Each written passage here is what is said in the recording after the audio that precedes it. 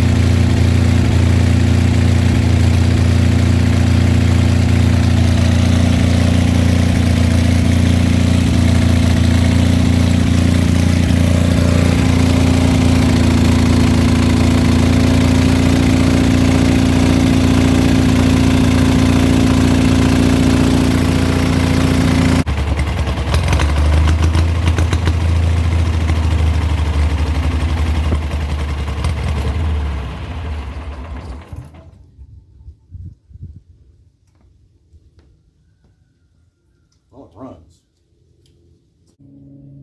Well, it runs. Doesn't run very well. Generates some power and generates a whole lot of smoke. We still don't have a generator that we can use. It's so now the starter works. The engine runs. The generator makes some kind of power. But the engine don't run right.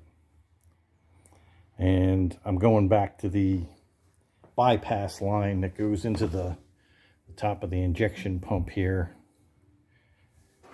That ended up getting kind of mangled in the injection pump removal.